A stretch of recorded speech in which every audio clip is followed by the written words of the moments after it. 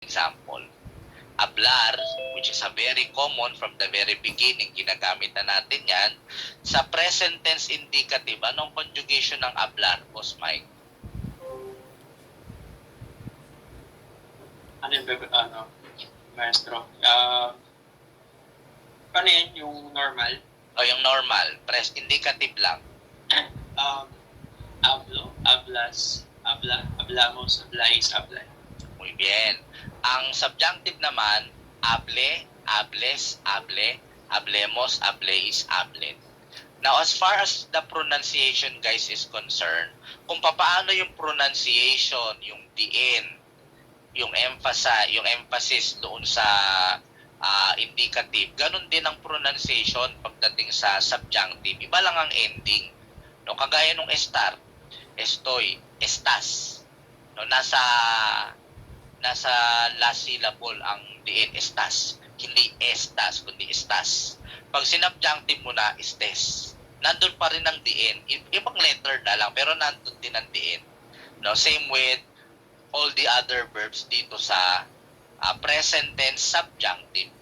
Gagayahin mo yung pronunciation ng present tense indicative.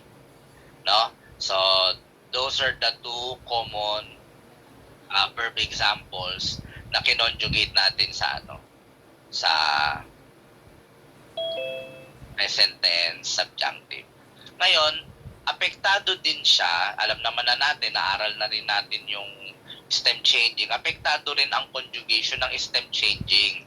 So kung yung kanyang indicative version na stem changing, no? Parehong parehong present tense ito eh. Present tense indicative nga lang yung isa, present tense subjunctive yung isa, pero parehong present tense. So kung yung present tense merong tatlong category ng stem changes, E to IE, E to I at O to UE, itong subjunctive pasok din siya doon. Gaya-gaya nga ito eh. No? Ang naiba lang yung ending niya eh.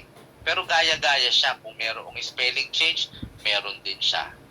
Kung ano yung meron sa present tense indicative, more or less meron din siya eh. May tatlong category ng stem changes doon. Yung meron din siya noon. Gaya-gaya nga kasi. No? Ending lang ang naiba. Kaya itong kontar, which is a stem changing verb O to UE, pag sinubjunctive mo ito, stem changing verb pa din siya. Iba lang ang ending, no? Sa indicative, cuento, cuentas, cuenta, contamos, contais, cuentan. Indicative yun. Subjunctive, cuente, cuentes, cuente, contemos, conteis, cuenten. No? Ganon. Gaya-gaya siya. Yan. Pagka naman ER ending verb, ang ending naman niya ay ang mga sumusunod. Yan. Kumbaga parang pinagbaliktad mo. ER-AR, ito ang ending. A, as, a, amos, ais, an. Kaya pag nag-conjugate ka ng verb, kagaya ng comer, which is another very common verb, we have been talking about this verb from the very beginning. Following this set of endings, ang magiging conjugation ng comer ay koma, komas, koma, komamos, komais, koman. Yan. At gano'n din, apektado rin siya ng stem change. No? So, kagaya nitong verb na ito, poder, ER ending yan, stem changing yan, O to UE, magiging siyang pueda, puedas, pueda, podamos, podais, puedan. Yan. Pagka naman, kagaya nitong isa pang verb na ito, entender, another very common stem changing verb, no? Entienda, entiendas, entienda, entendamos, entendais, entiendan. So that's how we conjugate examples of stem changing verbs sa ER. IR naman, just like what we mentioned, kapareho lang siya ng set of endings ng ER. So yun din ang kanyang set of endings. Kaya pag nag-conjugate ka ng IR ending verb kagaya ng abrir, you just have to follow that same set of endings. We've got abra, abras, abra, abramos, abrais, abran. Yan. So, meron lang mga mga irregular formation sa